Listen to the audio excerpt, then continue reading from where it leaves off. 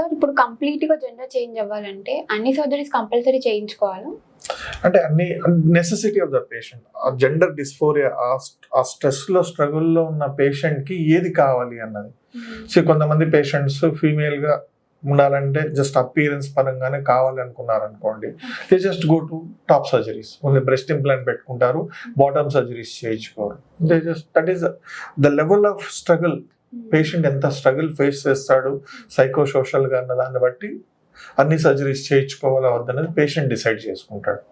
మన చేతిలో ఏముండదు. పేషెంట్ నీడ్స్ బట్టి హీ విల్ ప్లాన్. నాకు ఓన్లీ బాటమ్ కావాలి సార్, నాకు టాప్ సర్జరీ వద్దు సార్, నేను ఓన్లీ టాప్ చేయించుకుంటాను, బాటమ్ సర్జరీ వద్దు సార్, నాకు 2 అర్జెంటుగా కావాలి. So the level of patient need అర్జీ బట్టి సర్జరీస్ చేయించుకుంటారు పేషెంట్స్. ఇప్పుడు వీళ్ళు ఇన్ని సర్జరీస్ చేయించుకున్నాక కాంప్లికేషన్స్ ఏమైనా వస్తాయా సార్? కాంప్లికేషన్స్ అంటే జనరల్లీ సర్జరీ రిలేటెడ్ కాంప్లికేషన్స్ అమ్మా. యూజువల్గా ఏంటి అంటే these are all most of the time healthy patients ఉంటారు. అదర్ దెన్ కోమార్బిడిటీస్ ఏం లేకపోతే all surgeries are riskless and complication less.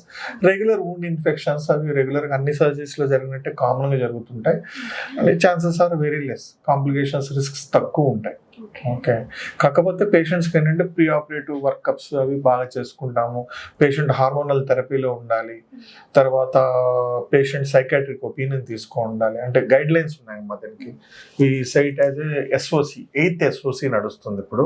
Standard of care అంటాం. దాని గైడ్ లైన్స్ ప్రకారం patient 2 psychiatrists opinion, mental health professional అంటాం, వాళ్ళ ఒపీనియన్స్ తీసుకోవాలి. Hormonal therapy at least 12 months complete చేసి ఉండాలి. సో ఇవన్నీ క్రైటీరియా తీసుకున్నాం. ప్లస్ సర్జరీస్కి వెళ్ళే ముందు స్మోకింగ్ చేయకూడదు 4 weeks వరకు, ఆల్కహాల్ కన్సంప్షన్ తగ్గించాలి. సో ఇవన్నీ క్రైటీరియాస్ తీసుకొని మీ ప్లాన్ ఫర్ సర్జరీ. సో ఇవన్నీ రిస్క్స్ అన్ని తీసుకుంటా ముందే అసెస్ చేస్తాం కాబట్టి కాంప్లికేషన్ రిస్క్ తగ్గుతుంది అన్నమాట.